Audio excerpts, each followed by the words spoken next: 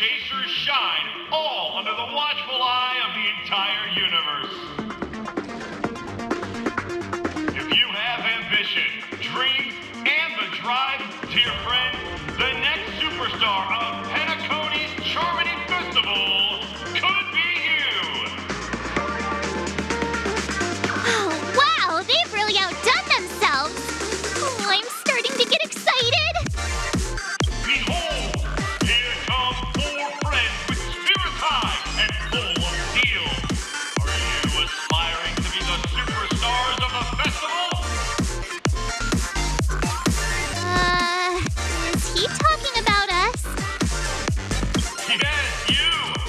There's no doubt about it. I see you have all the potential of a superstar in you. Excuse me, you 4. What are you hoping to get out of all this? As the last group of contestants, how confident are you in overcoming all of the challenges? Would you be open to a brief exclusive interview with us? It'll be quick. Your journey is long and fraught with peril, yet under a sky blanketed by banners, you vie for the crown. The sword and rose! Protect the beauty! The beauty! The beauty! Magnificent and majestic! A knight's head is hard as steel. Brother Lance's focus is stubborn as a heel. We don't all have to be winners, but if we don't have fun, we'd all be sinners. People are pouring in. It kind of feels like all sorts of baddies are showing up. Let's get in there quickly and enter the competition. Ladies and gentlemen, please make way. Make way. Coming towards us now is one of Penacony's top 10 wealthiest tycoons and the soul-glad business empire's founder, Mr. Idean. Allow me to introduce myself. I'm the director of Soulglad's factory, Idean Lida. My 4 friends, introduce yourselves to the audience across the cosmos. Hello, everybody. I'm Himiko, a nameless from the Astral Express, and these are my companions. Don't you guys need to hide your identities? Can't hide it anyways. Penacony is plastered with our posters. And because the Astral Express is so well known, the family won't dare to make any rash moves.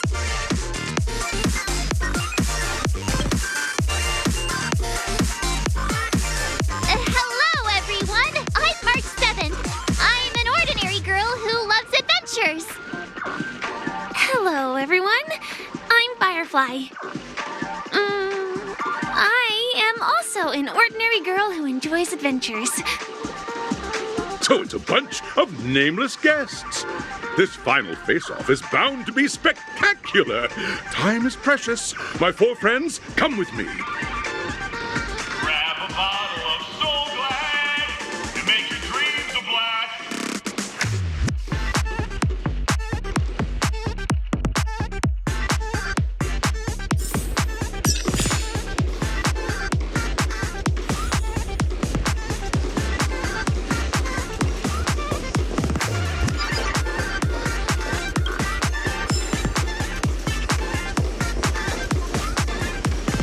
This place is buzzing. That's right. This venue is a miniature representation of that time known as the era filled with boundless possibilities.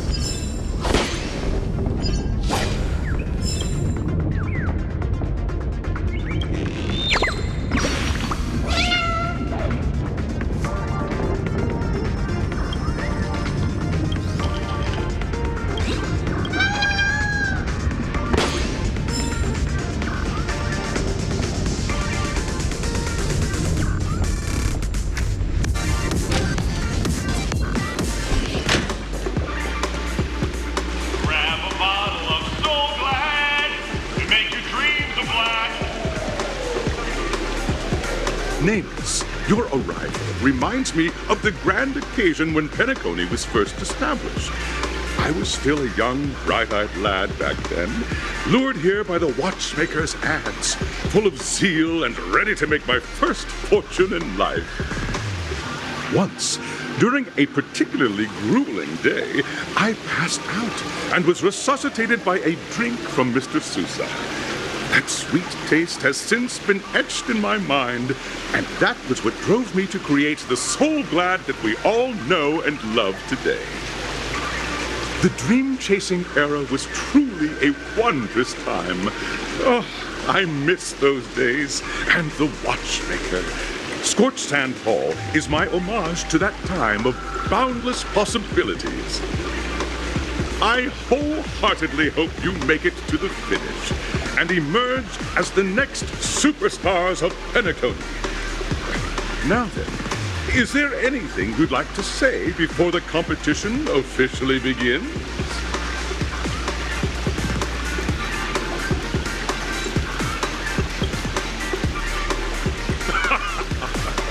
There's that swift and decisive trailblazing spirit. How about you, Miss March? Hello, everyone! Next up, get ready for the Mega March 7th Adventure, where I'm going to break the speed run world record! Trailblazing into the uncharted and challenging the limits. That's Miss March 7th for you. How about Miss Firefly?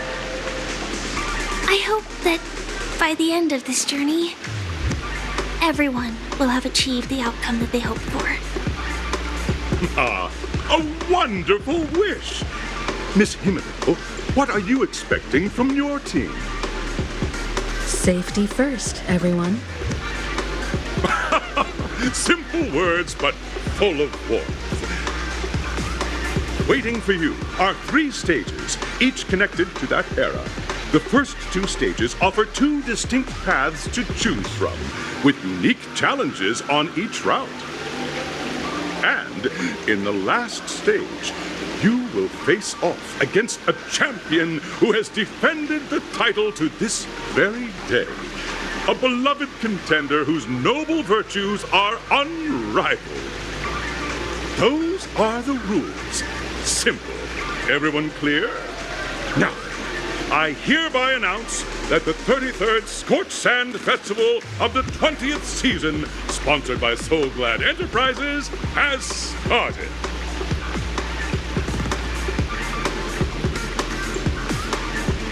Everyone, as the Charmony Festival is drawing closer, we must reach the end as quickly as possible.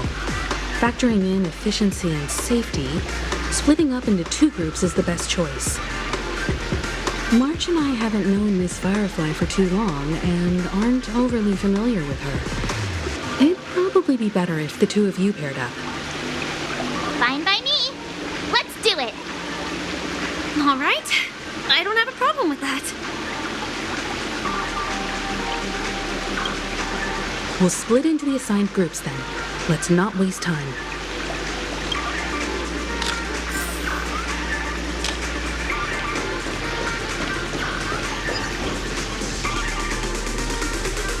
Welcome to the first stage of Soul Glad Enterprises' 33rd Scorched Sand Festival of the 20th season, Dream Play Fantasia. In this stage, you can choose between 2 challenges, the School of Acting or School of Action. In the School of Acting challenge, you have to complete 3 performances from 3 scripts and move the panel judges. In the School of Action challenge, you have to defeat 3 groups of enemies convincingly and reach the end. Now, make your choice.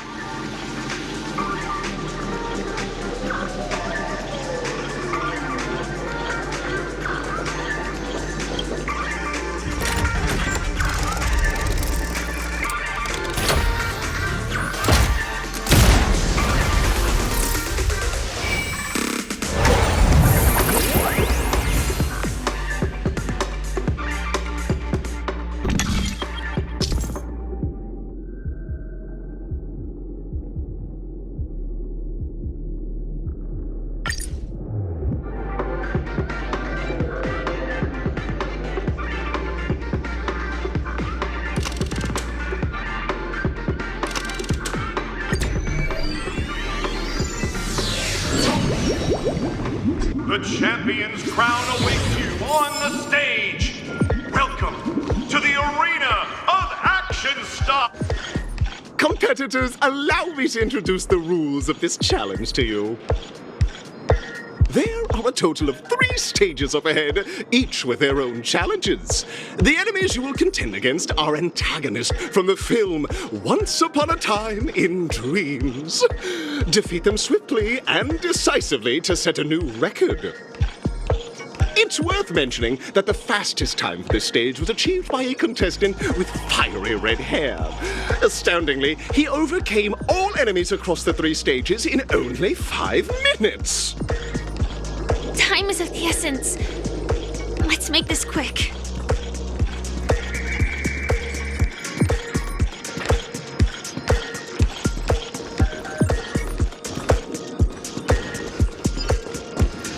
Contestants, you are about to confront the monsters of the primordial dreamscape. During this period, Penacony was nothing but a barren wasteland.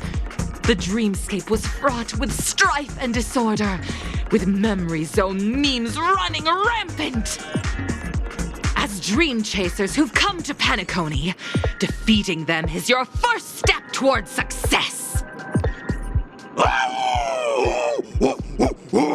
All the Soul Glad is ours! Don't even think about plundering the Soul Glad from us!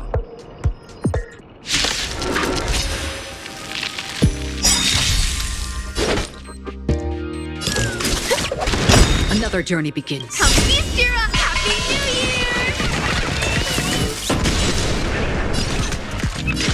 Still waters of oblivion. I weep for the departed. It too shall fall.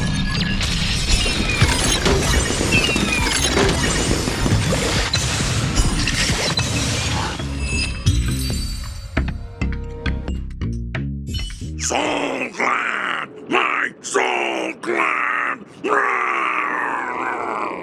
Pretty simple. I just hope these tests don't take too long.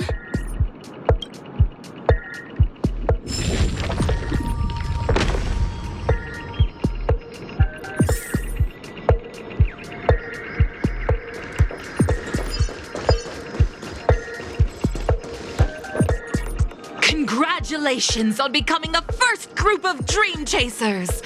Answering the call from the Watchmaker, you are disappointed to learn that Penacony isn't paved with gold. Resigned to your current plight, you start from the hierarchical dredges, biding your time for a chance at success. Just as you're about to give up, a downpour sparks a business idea. You enter the umbrella business! But just as things are looking up, you encounter a competitor. Defeat them and emerge victorious from this trade war. Why is our opponent Soul Glad? Because this is Soul Glad Enterprises' 33rd festivity auditions of the 20th season! Isn't this just product placement? To safeguard the integrity of Soul Glad, I will soar high into the sky and become its shiniest star. Whoosh!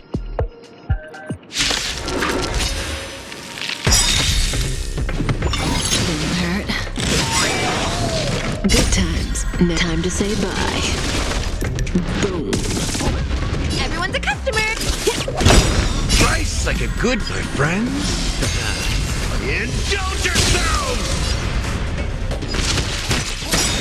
Relax. I weep for the departed. It too shall fall.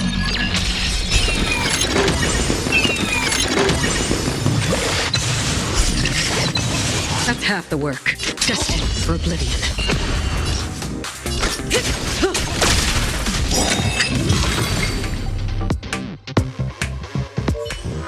The world kisses me with pain, and I provide with Soul Glad in return. Whoosh!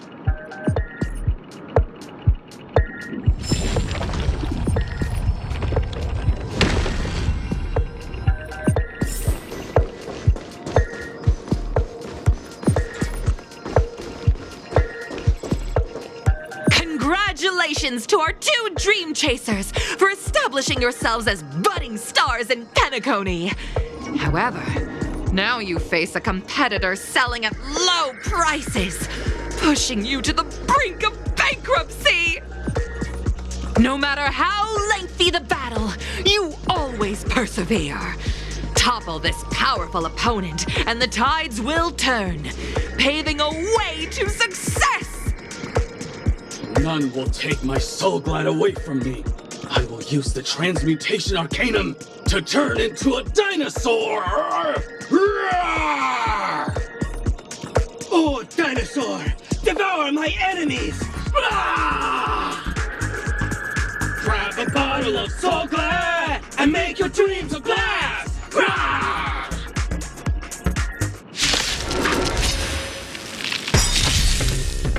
Beastira, Happy New Year!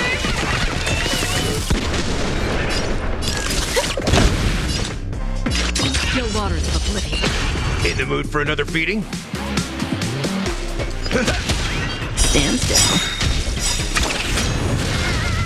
I weep for the departed. It too shall fall.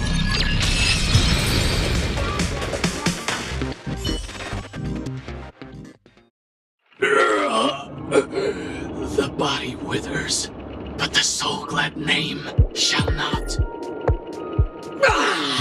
You truly are a beast, more than I can ever be. That should do it! Okay. Let's go. Mr. Yang is waiting for us. Isn't this fight way off from the actual storyline? Transforming into a dinosaur isn't imaginative enough for you? This is the sort of magic only seen on Penacony. Anyway, let's get back on track. Where were we? Oh, that's right. After an extended battle, you finally emerged victorious! But the companion who journeyed to Penacony with you chose to leave, having lost all hope. In the years that followed, you encountered each other once more on the prosperous streets of Penacony, but dared not call out to one another. Perhaps akin to the lingering regret of every dream chaser. Ah, well done! You brought to life the thrilling action scenes from Once Upon a Time in Dreams with your fighting skills. Looks like we won! Let's hurry up and get to the next stage.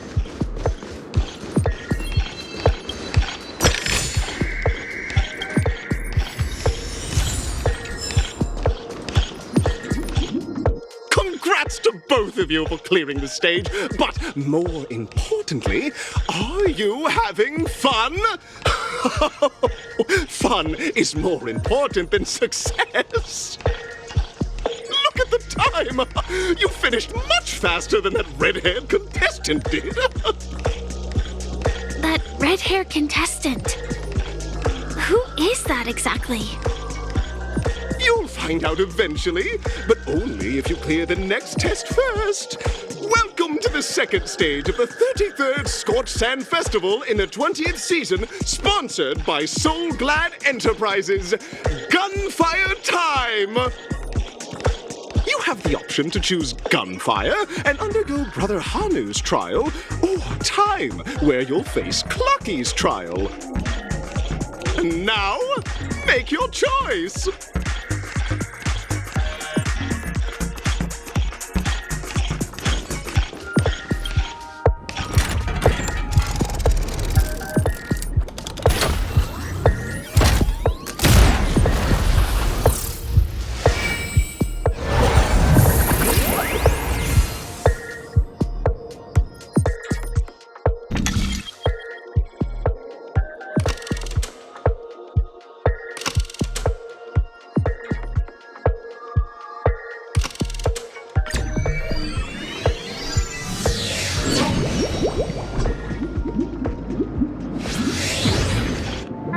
Friends, welcome to the wonderful world created by the Watchmaker.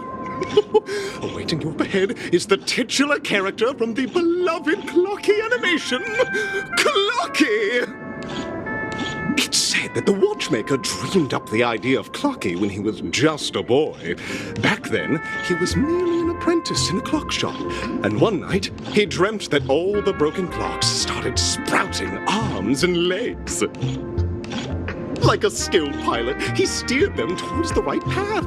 As a classic figure who grew up with many, Clocky truly shaped a generation, solidifying the watchmaker's pivotal role in popular culture. Contestants, may you have a wonderful time with Clocky. The trial of time. I hope it won't waste too much of our time.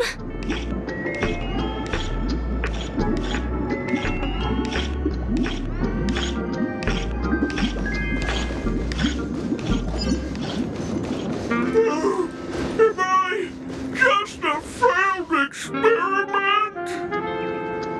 Am I just a failed experiment? I'm just an expendable failure of a clock, aren't I? Play? So, I'm not just a failed clock, I'm also a failed toy.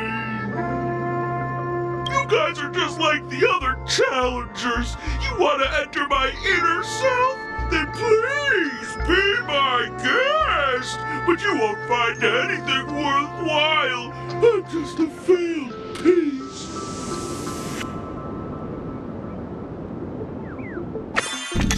See? I'm just empty inside. Tick-tock! It's time for me to make an appearance! Clocky? I can also see him. Is this character part of the show?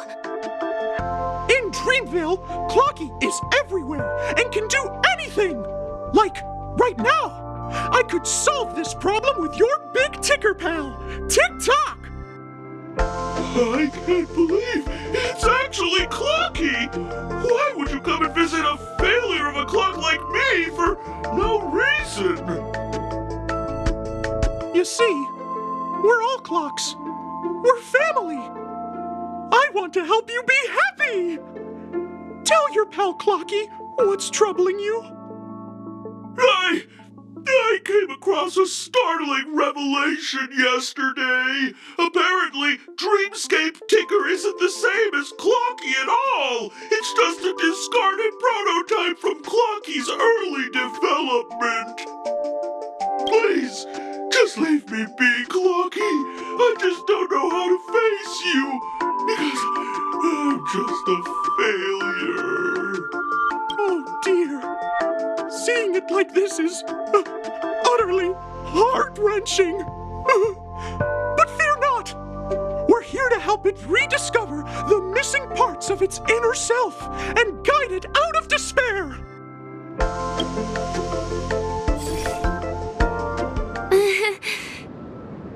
I guess even troop members can experience existential crises. Don't worry, miss. I've already pinpointed its missing parts.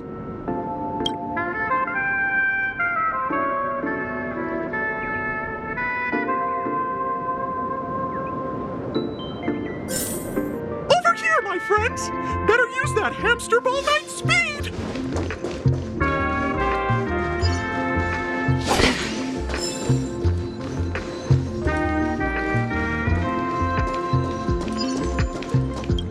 This must be one of the missing parts that Big Ticker needs. That's great! We're here! There's a missing part on the opposite side. But how do we get over there? There's also a dream side left here by a Dreamweaver. We're running out of time. We'll have to use it if necessary.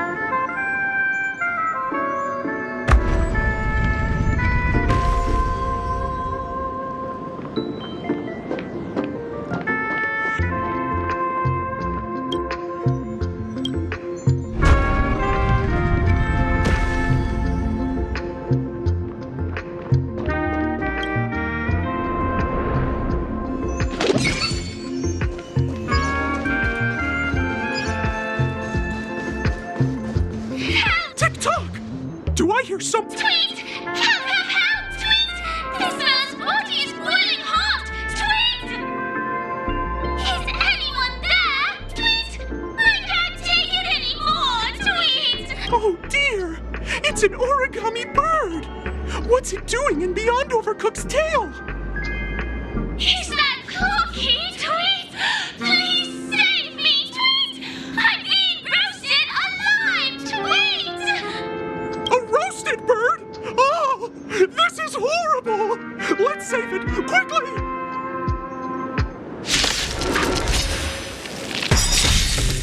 Everyone's a customer!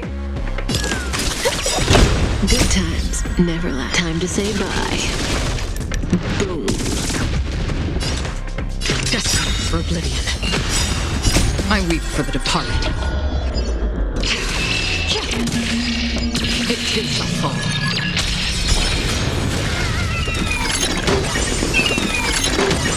In the mood for another beating? Stand still.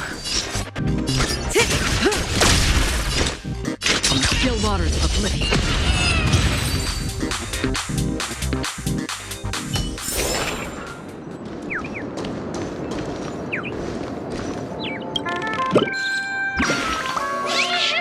Thank you, guys! Tweet! I heal I'm about 70% cooked! Tweet! Thank goodness you're okay! But why did you burrow yourself into that fella's tail? Because that fella stole one of Mr. Big Ticker's pots! Tweet! I wanted to help retrieve it, but I accidentally got myself stuck in the oven! Tweet! Go ahead and get it, but be careful! It's hot! Tweet! An inner self fragment belonging to the Sweet Dreams troupe? This is just too surreal.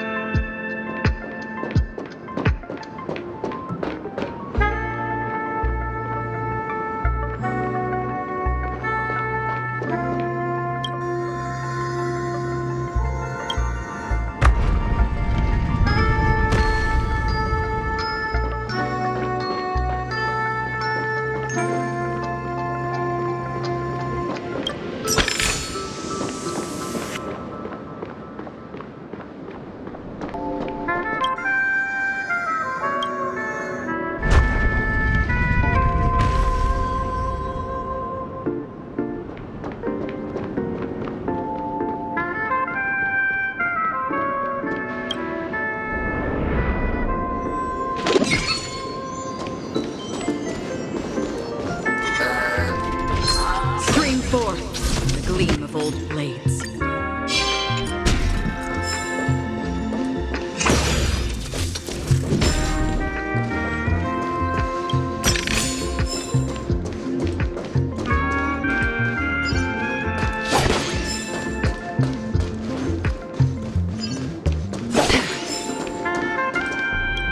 We've gathered all the missing parts.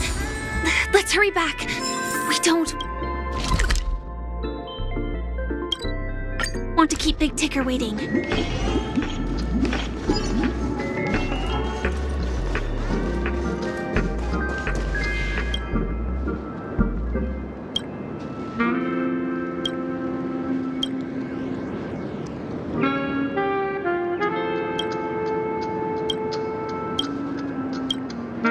We're back!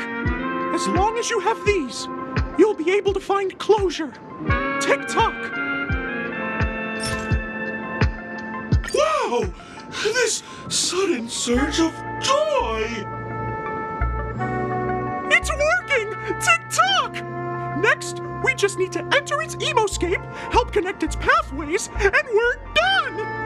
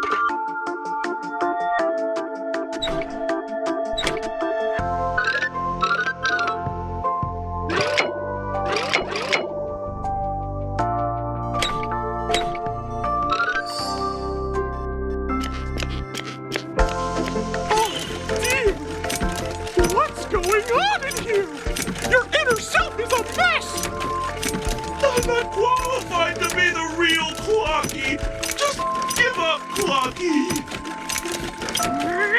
No! This is unacceptable! You have to face your fears!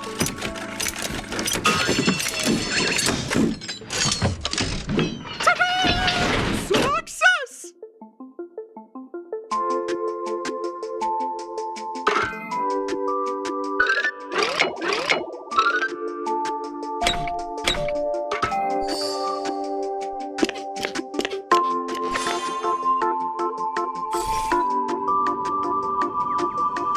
Thank you, Clocky. If not for you, I'd never be able to connect with people like this.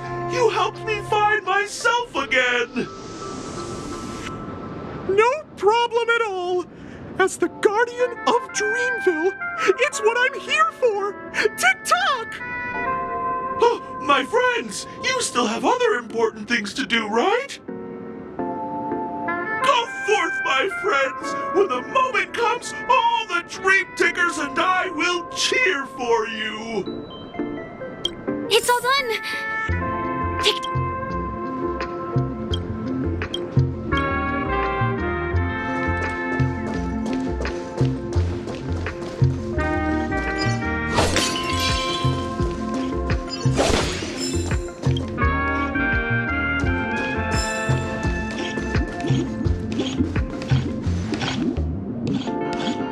Congratulations to both of you! Oh, you've overcome all obstacles and proven yourselves! But, unfortunately, there is only one who can be Penacony's festive superstar. In the final stage, you will face the defending champion. If you fail, you will lose the opportunity to become the festive superstar. Welcome to the 33rd Scorch Sand Festival's third stage in the 20th season, sponsored by Soul Glad Enterprises, Superstar Showdown!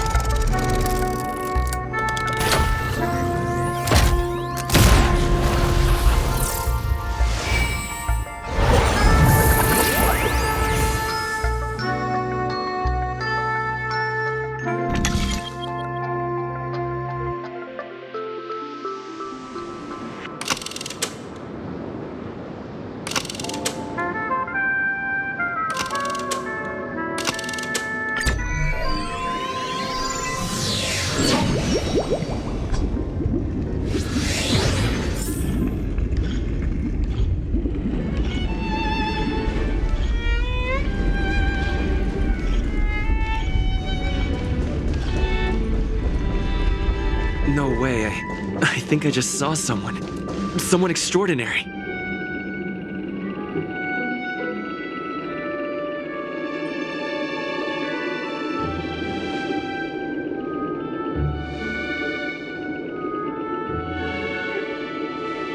Are you a Knight of Beauty?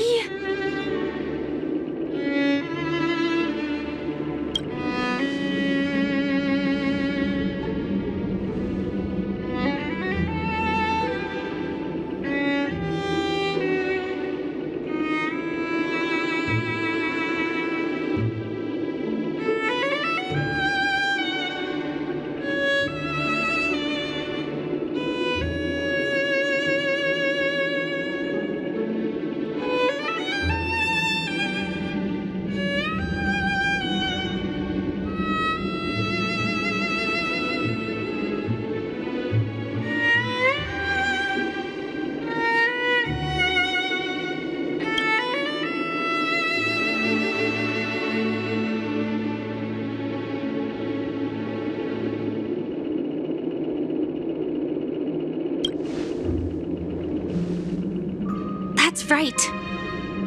This magnificent dream is built upon the Stellaron and the countless sacrifices of many people.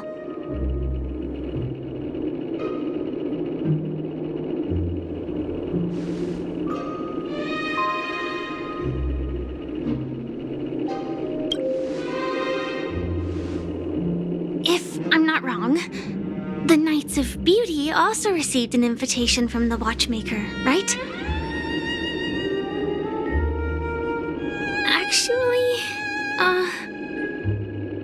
already met the watchmaker.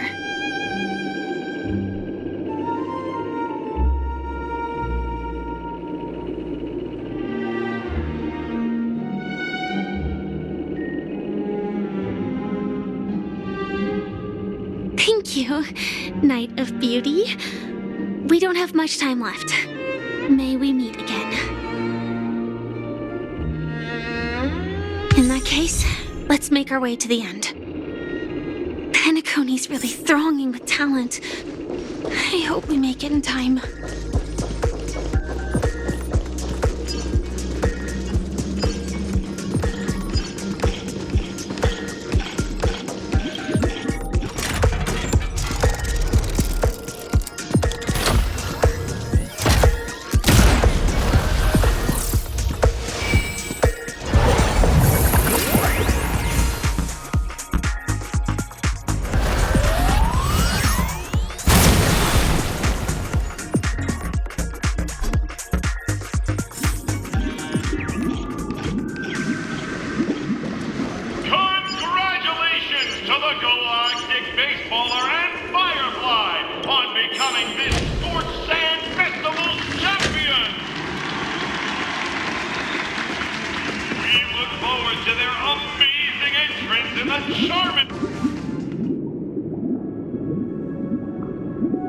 Congratulations to the both of you on becoming the festive superstars of this year's Charmony Festival.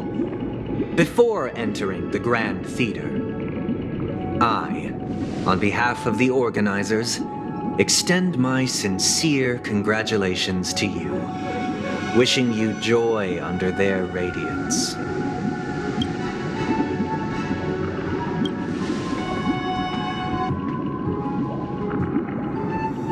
As previously promised, my sister, Mr. Yang, and I have met with the Dream Master. We delved into the truth about Penacony and its Stellaron, and have come to a consensus. Both I and the Oak family cannot acquiesce to your request. Just as expected. We acknowledge the perspective of you, Nameless. Penacony does require change, but not as you propose. The planet of festivities cannot and will not revert to a place characterized by chaos, disorder, or anarchy. Through your journey of overcoming obstacles, you must have glimpsed the essence of that era. The vulnerable ruthlessly eliminated, equality non-existent, common folk living precarious lives, eking out a dreary existence.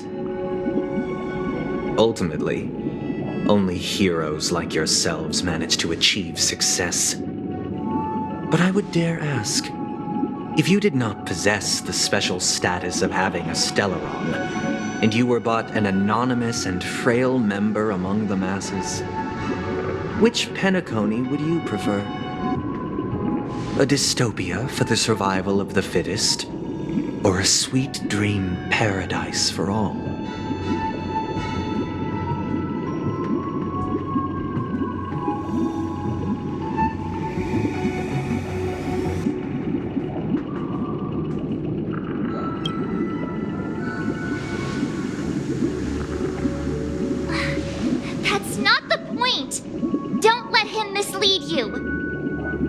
Mr. Sunday, even if the members of the Oak family can't fully agree on what to do about the Stellaron, now's not exactly the time to be holding an extensive discourse about Penacony's past and future, is it? The Stellaron issue concerns the life and death of everyone on Penacony. If anyone has a better suggestion, the crew is more than willing to listen. Also, it'd be best to tell us the ins and outs of that meeting. This way, we'll at least know what Welt and Ms. Robin are dealing with, and the reason why they failed to make our appointment. Ah, Navigator. That is precisely my intention. With all present, let's begin by discussing the details of that meeting. Let's talk about our tribulations and choices, our ideals and beliefs. and our final course of action. The only path to take.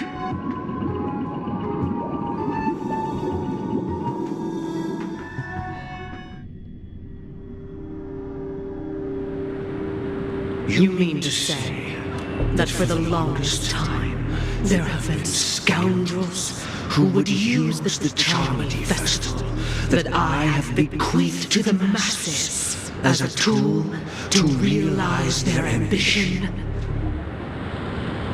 Indeed, Dream Master. Once the Charmony Festival begins, the Stellaron's powers, along with the song, will be broadcast across the entire planet of Penacony. And then everyone in their dreams will be unable to awaken. This is indeed surprising to me. The dreamscape is maintained by the collective effort of the 5 families.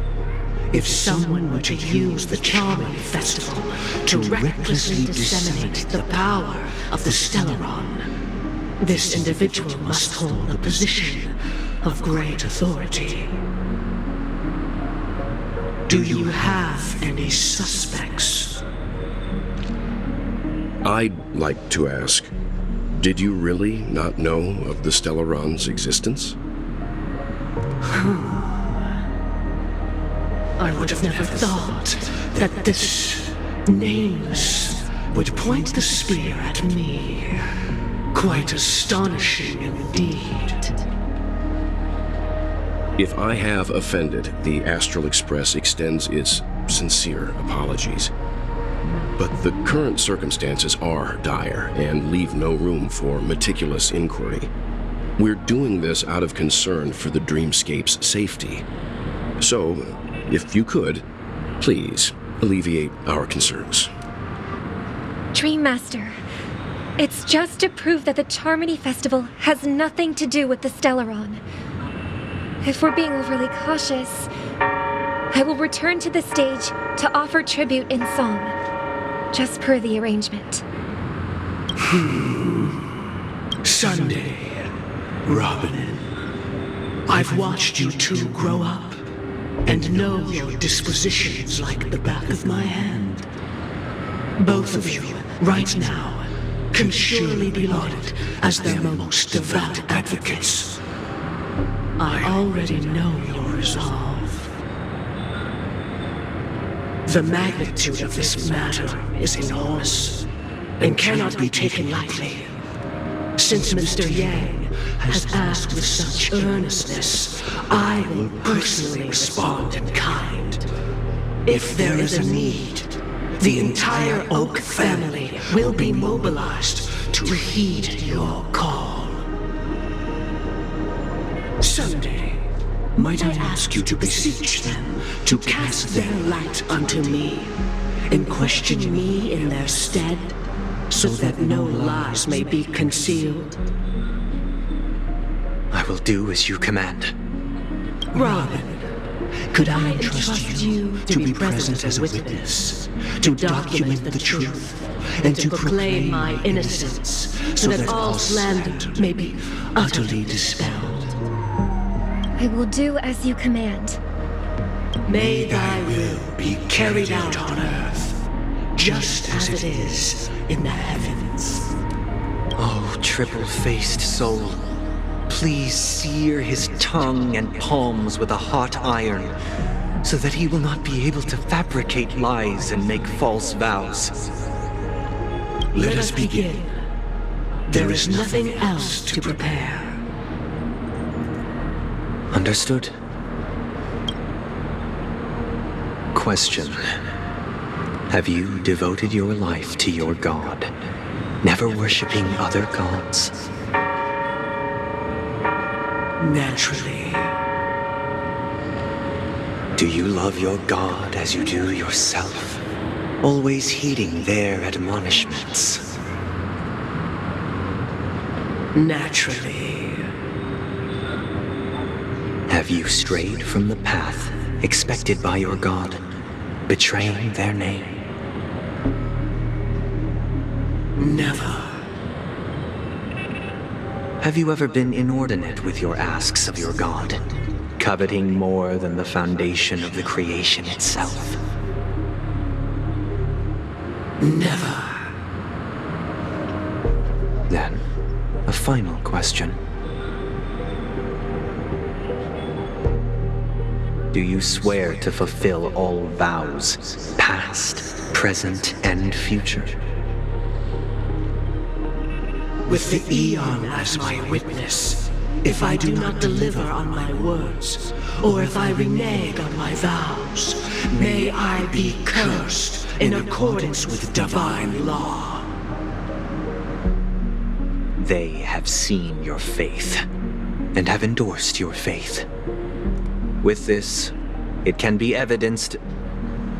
Just a moment. What is it, Mr. Yang? I have another question I hope to have answered. To my understanding, the family's harmony and prosperity have never relied on so-called divine laws. The god you both mentioned, are they truly Shipe? Mr. Yang should know that those belonging to the family toil together as if they were kin, embracing solidarity and unity under their light. All duplicity is laid bare before the harmony. Such a delicate and complex symphony. Which other god could perfectly harmonize this, if not for the great one, Shipe? Perfectly harmonize. Therein lies the problem. It isn't an outsider lurking in the shadows who changed the harmony, but a dissonance that has surreptitiously emerged from within this very symphony itself. In the distant past, there existed an Eon. With one flick of the wrist, they crafted the laws of the cosmos. Their followers formed the Beyond the Sky Choir, spreading solemn and reverent hymns throughout the universe. Later, they fell. The route traversed by this Eon clashed with the harmony, ultimately being absorbed and fused into it. The chorus that once reverberated across worlds fell silent, and when it echoed anew, it was transformed into the hymn of harmony. Though an Eon may perish, paths with no masters still linger. In the all-forgiving harmony, echoes of bygone dissonance may subtly arise. Mr. Yang, being overly astute can be a detriment, especially when you find yourself alone and without allies. So this is how it is. For the sake of our grand cause someday, please afford these two an opportunity to rest. What?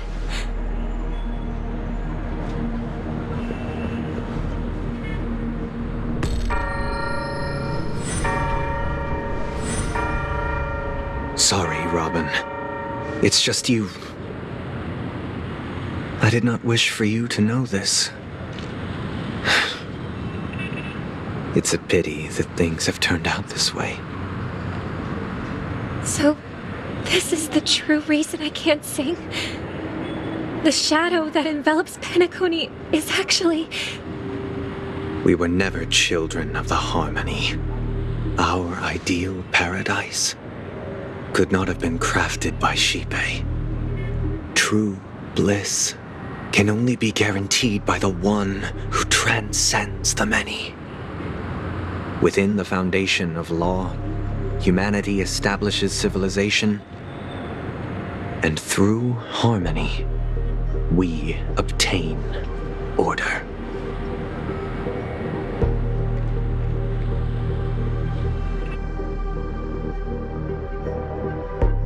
Unbelievable. To think that there would be remnants of the Order on Penacony. What have you done with Mr. Yang and Miss Robin? Don't worry. I just gave them some time alone to ponder their fates. You should know that these actions make you an enemy of the Astral Express. Should we need to stand against the Nameless, it would only be myself and the Oak family involved. But we haven't reached that point yet, have we? Your efforts for the justice of Penacony are evident to everyone and have been widely observed. Smart kid. You're just as sharp as the other one.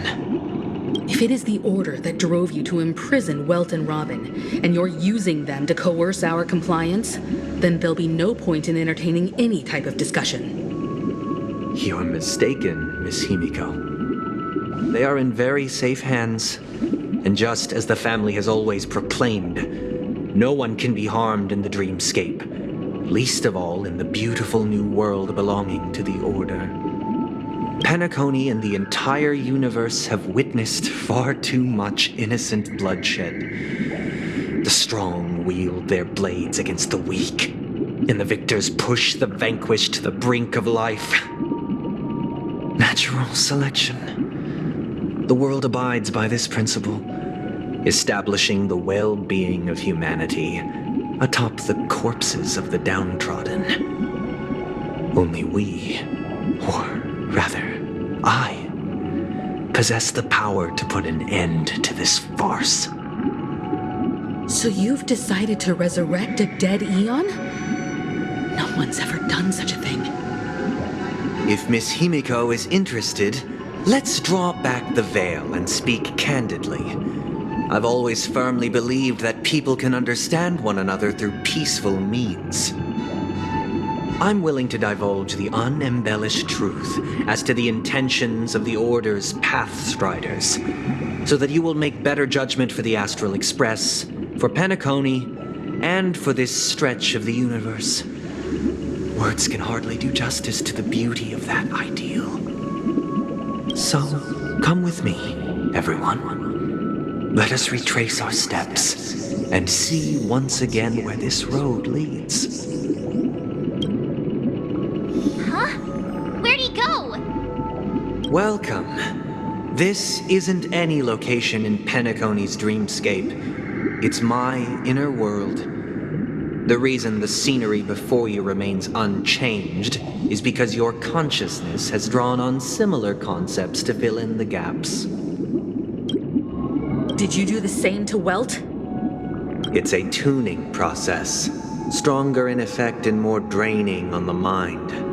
The gray-haired guest has experienced it before, so he should understand what it entails. Tuning allows you to intuitively grasp my feelings, which also means that I cannot hide anything from you.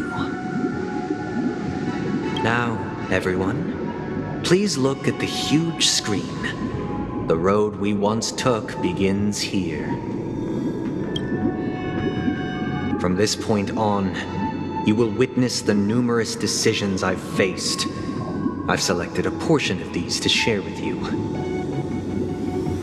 I believe after going through similar predicaments, you'll be able to better understand my thoughts.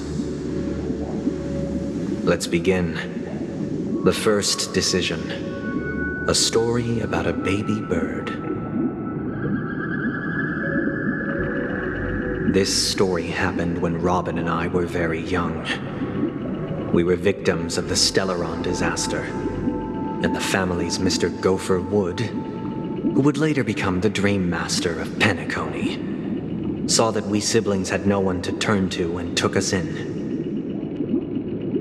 Later on, Robin and I lived a time with nary a care in the world. One day, after dinner, while my younger sister and I were lounging about in Mr. Gopher Wood's yard, we spotted a fledgling Charmony dove all on its own. That baby bird was tiny. It didn't even have all of its feathers, and it couldn't sing. When we found it, it was already on its last breath, having fallen into a shrub. Probably abandoned, we decided to build a nest for it right there and then. However, thinking back, that winter was unusually cold, with fierce winds at night in the yard, not to mention the many poisonous bugs and wild beasts in the vicinity. It was clear that if we left the fledgling in the yard, it stood no chance of surviving until spring. So, I suggested we take it inside, place it on the shelf by the window, and asked the adults to fashion a cage for it. We decided that when it regained its strength enough to spread its wings, we would release it back into the wild. The tragic part, something that we'd never considered, was that this bird's fate had already been determined long before this moment. Its destiny was determined by our momentary whim. Now, I pass the power of choice to you all. Faced with this situation, what choice would you make? Stick to the original plan and build a nest with soft net where the Charmony dove fell. Or build a cage for it and feed it, giving it the utmost care from within the warmth of a home. I eagerly await your answer.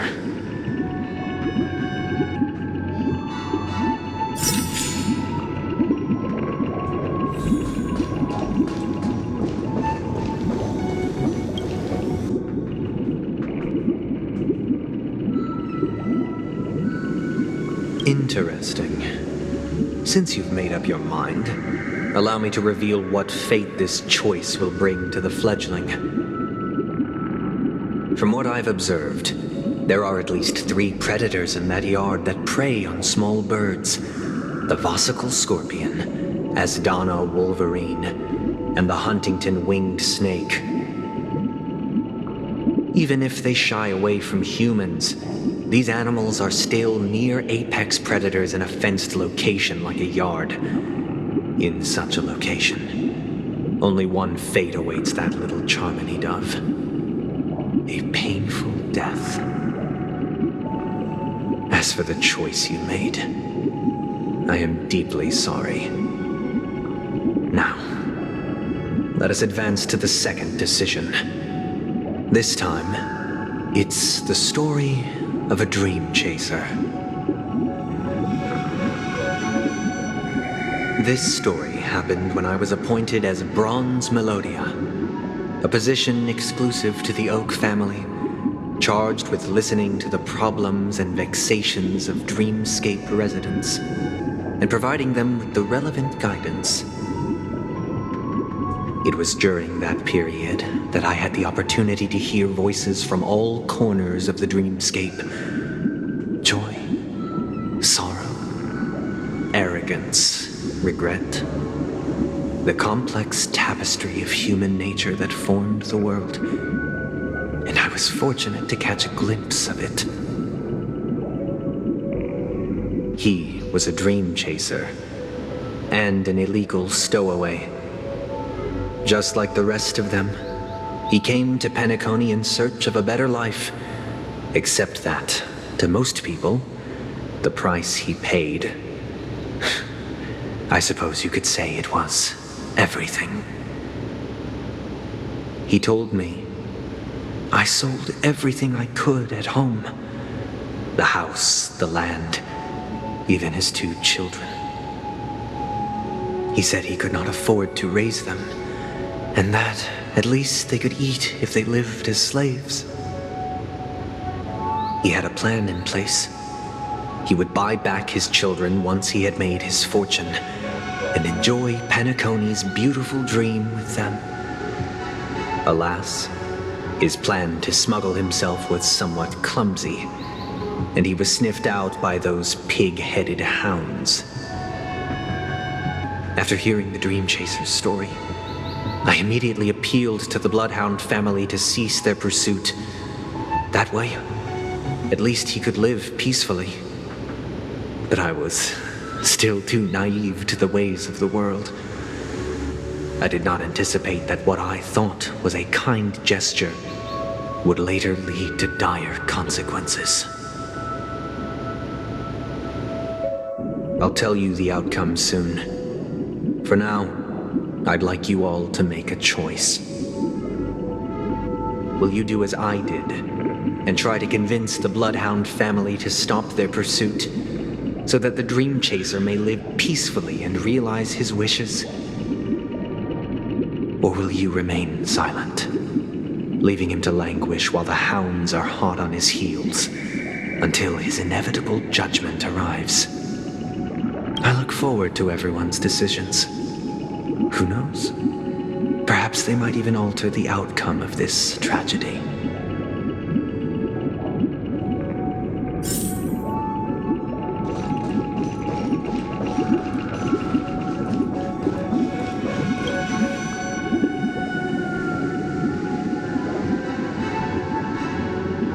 It seems you, like me, are pondering whether a different choice could have led to a better outcome. Sadly, his fate would only be more tragic. Say he never gets caught. He would only die from delirium. The methods with which illegal stowaways enter dreams are unorthodox. Not flawless like the hotel should he be apprehended. Could the hounds afford to turn a blind eye? The answer is a definitive no. They couldn't bear the resulting consequences, and thus wouldn't dare extend a helping hand. As to your choice, I once again offer my heartfelt apologies. Next comes the third and final decision. And the story this time is my own. This story happened the day I was appointed the Oak family head. At that time, Mr. Gopherwood was the current Dream Master, and as per his wish, we had a private conversation. What surprised me was that the Dream Master had only come to deliver a letter to me. He let me read its contents, and it was a letter from my sister. The letter contained the usual pleasantries, anecdotes from her travels, nothing out of the ordinary.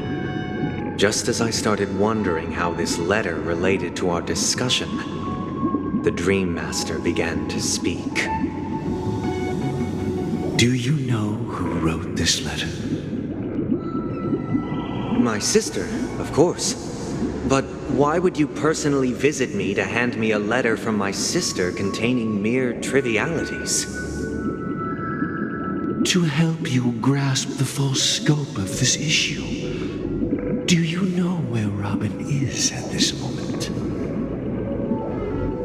From what the letter indicates, she must be in Caspelina 8, correct? She's touring there right now. Correct. Has she mentioned anything about a stray bullet? A stray bullet? What? A war has broken out on that planet.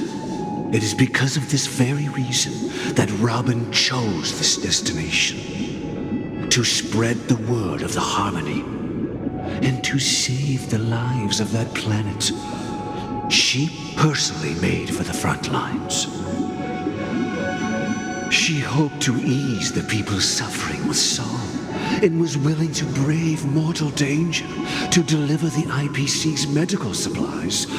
Unfortunately, stray bullets show no such compassion. Is she all right? If the operation was successful, she should probably be recovering in the field hospital. By the eon above, the bullet struck her neck directly, yet possibly as a reward for her consistent deeds of harmony, it didn't hit any vital arteries. Once you've attended to your outstanding tasks, it'd be advisable to write her back as soon as possible. Those damned savages! I'll pack my bags right away. my gratitude for bringing this to my attention, Mr. Gopherwood. Now you understand why she always wears such elaborate neck ornaments, don't you? How could this happen? Miss Robin.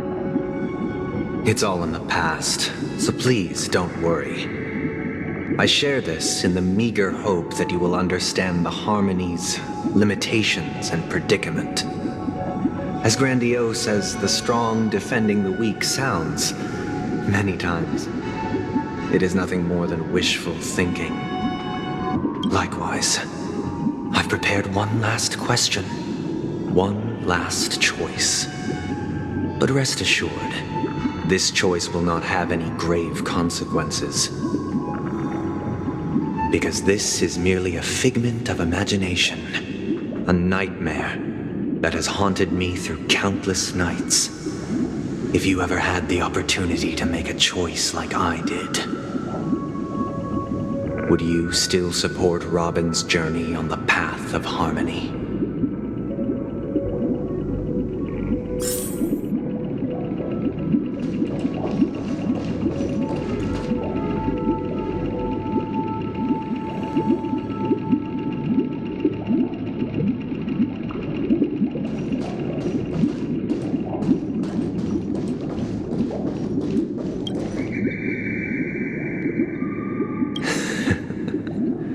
I see.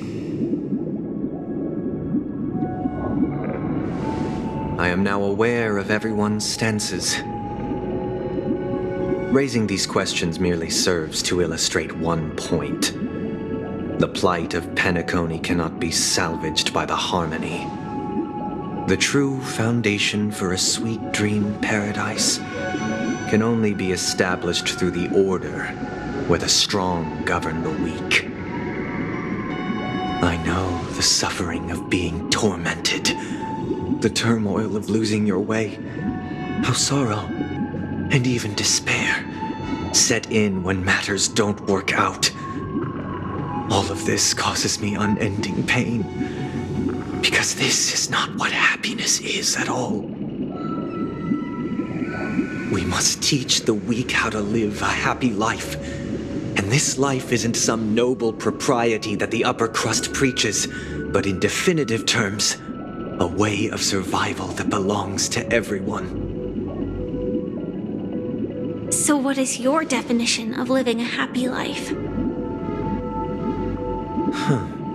Good question. Human consciousness is fundamentally an illusion, a cage known as self-worth. People lured in by this illusion make mistakes, yet still ask that external influences bear the burden. When one mistake after the next permeates the masses, they become impossible to trace. Thus, the amassing of these individual cages culminate to form a prison, a place dictated only by the rule of survival of the fittest. Nature is always accompanied by predation and sacrifice. Its antithesis is known as order. That is what I want to do. Unite people's happiness under the banner of order. They won't need to make bitter choices any longer, nor face the weaknesses of humanity. They can cast aside their primal instincts to build a haven for mankind. Simply describing thoughts is far too abstract, so allow me to provide a simple example. As you all may know, there are societal norms like weekends and long weekends that exist on some worlds. During these hard-earned rest days, people are given the chance to extricate themselves from the stresses of everyday life, allowing a certain tranquility to return to their souls. And it is only on these days that people do not have to adhere to the law where the strong prey on the weak. They can live out their lives happily during these brief intermissions. It's just a pity that 2 or 3 days are still too fleeting compared to the span of a lifetime. From where I stand, society's ideal system should be 7 rest days. Following Sunday, there should ensue a second, a third, and indeed an infinite procession of Sundays. This should be the face of the new world. Idyllic, eternal, peaceful days. And thus, every person can return to their base selves in this utopia. Some gaze in reverence at the stars, pouring their whole beings into calculating the distance between us and the isolated world of Pagana. Meanwhile, some seek refuge in quiet corners, holding one another, unencumbered by the chains of unwelcome obligations. There would be no need to bear the hardships of reality. Only in this way can humanity face the inevitable end with the purest of spirit, living a life of dignity. This is what it is to live in bliss. Miss Firefly, you who are stricken with entropy loss syndrome, you of all would surely understand this.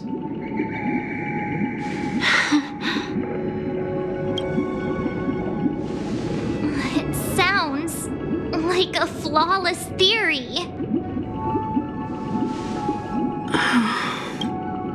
But what is the price to attain all this?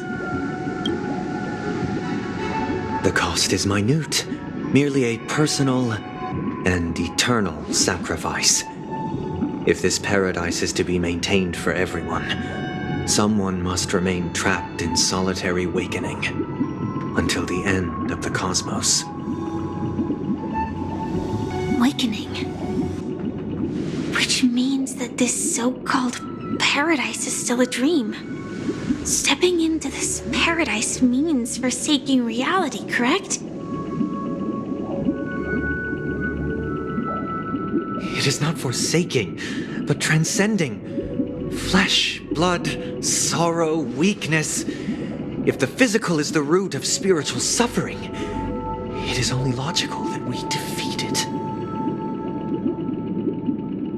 But in this supposed bliss, people won't have defeated their demons. The chance to overcome their tribulations would be forever lost to them. In other words, it is an escape. That's another way of understanding it. But there is no shame in escape. On the contrary, the seeds of escape exist in everyone's hearts. Don't you agree, Miss Firefly? And as to why we sleep, it is because we are afraid to awaken from our dreams. But this is not in conflict with the grand plan. Only in acknowledging this can we truly understand the frailty of human nature, and from there, show compassion and protection.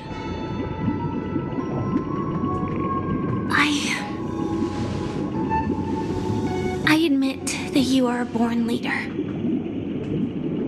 Your perspective on humanity brims with pessimism. Yet you express compassion for all,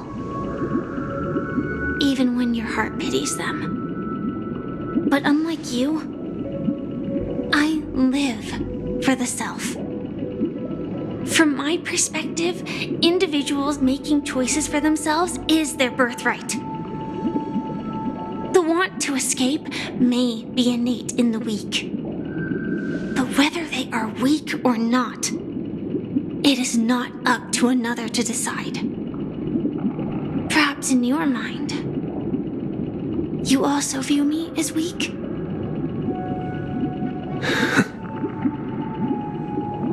Because I don't think so. Since Miss Firefly has said her piece, the Astral Express will also naturally give you our answer. We'll leave it to you, just as Mr. McHale instructed before. Tell him our choice.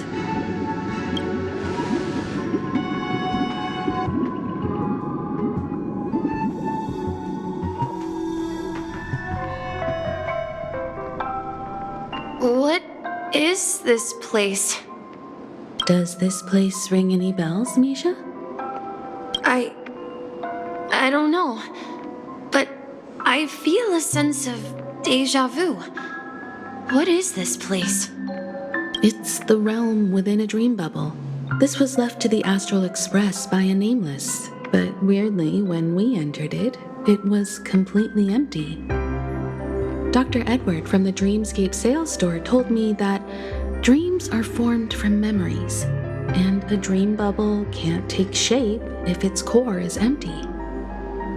So I thought you might be able to help us in unraveling this mystery, Misha. As a hotel doorman, you know Penacony best among us. I don't know much about dream bubbles, but if you want to figure out what this mansion is, I'll do my best. I'm counting on you then. Himeko, I still don't get it. Why were you so sure that Misha had a connection with this dream bubble? I wasn't sure. It was just a hunch. But since Misha feels familiar with this place, my hunch might be correct. Exactly. This is where you and Firefly encountered death, which we now know as dormancy. Considering its connection to Dreamflux Reef, it's not surprising it appeared here. The question now is, who brought you here? Based on the clues we have so far, it's unlikely to be that masked fool. So identifying them is crucial to us. We're drawing closer to the truth once more. Let's give Misha some time, as I believe he'll unveil the secret of this dream bubble. All right, but there are doors all over the place. Which one should we choose? Do you have any idea, Misha? I guess... maybe this way?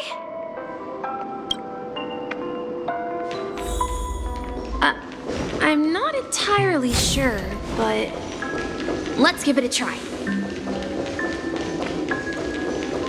Wait, you managed to choose the right door on your first... Weird. This place is quite different from the hotel.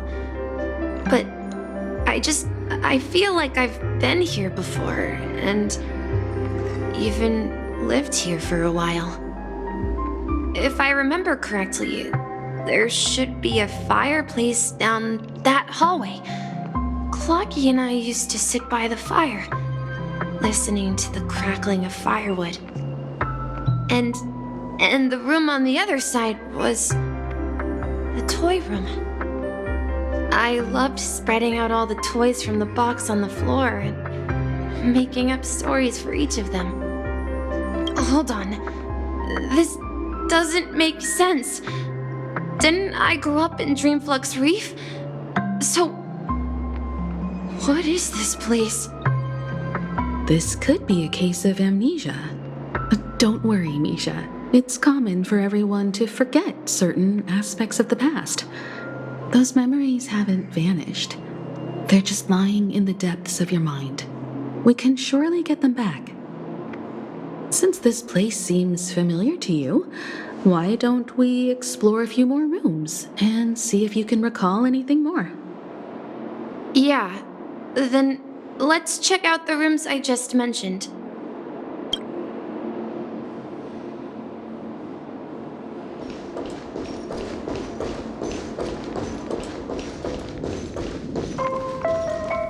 Mikhail, that's the name. Now we all know him as the Watchmaker.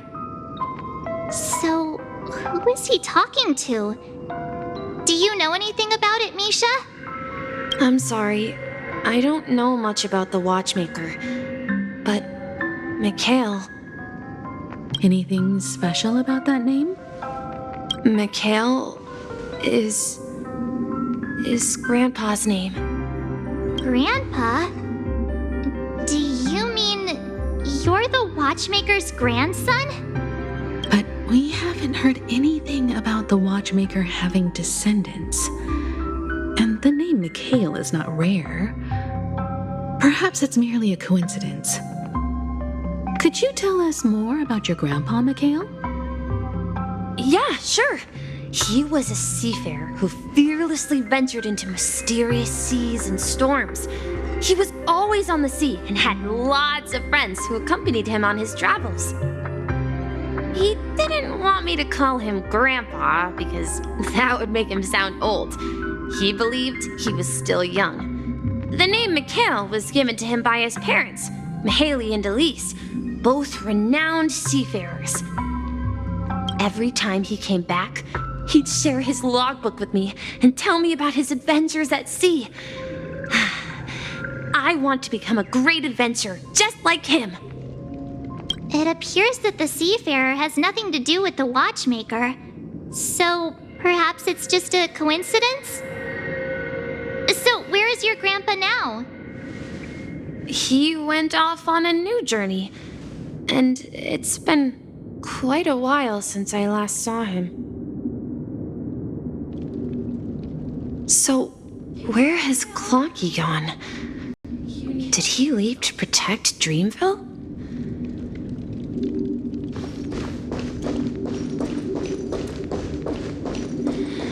Tick-tock, tick-tock.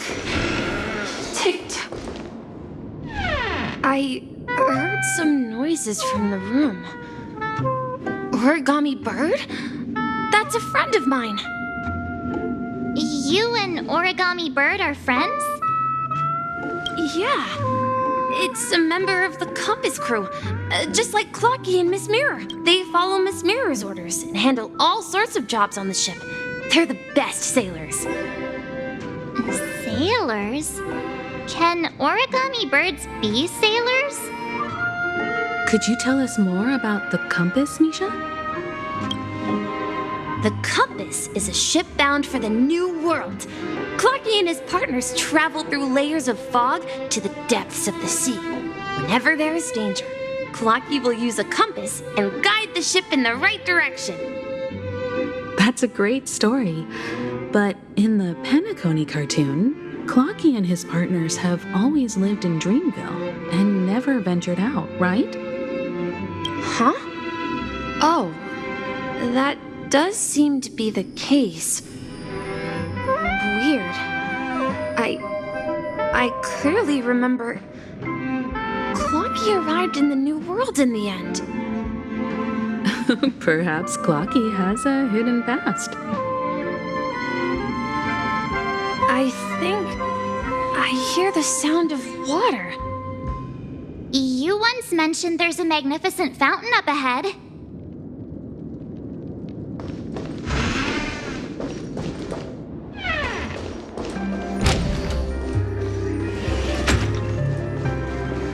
Look, there it is.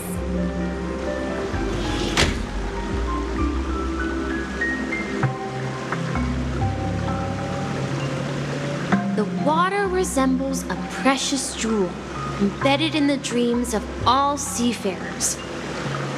Every time I gaze at the shimmering lights beneath the waves, it feels as though I'm back in this place, standing by your side. Have you recalled anything, Misha? Yeah, I saw these sentences in Grandpa's logbook. He used to say that despite the perils of the sea, whenever he stood on the deck in the afternoon, overlooking the sparkling waves, he would think of this fountain in front of his house. He often said that those moments felt like returning to his family's side, and the difficulties at sea didn't seem quite as challenging. You know, I quite understand such sentiments. Hey, don't tease! I was just being a bit sentimental. Perhaps every adventurer far from home carries a fountain within their soul. Even though the other side of the sea remains shrouded in the unknown, the fountain in front of his house serves as a compass, leading him back to his cherished ones. Yeah, while Grandpa was at home, we would stand by the fountain and place the compass, a toy boat that I made, into the pool. Back then, I would ask him when I could go on adventures like him, and he would always laugh and say I was still too young. It seems this Mikhail is truly a seafarer and has nothing to do with the watchmaker. Yeah. Based on Misha's recollections, the scenes in the dream bubble appear to be his childhood memories. But this raises more questions. According to Misha, he was clearly born on an oceanic planet and led an ordinary life, with no connection to Penacony at all. Could this be some sort of metaphor? Perhaps the sea refers to the memory zone. I'm sorry. I don't know, but my memories keep pouring out uncontrollably, like water flowing from a fountain. Perhaps I'll remember more things if we go further.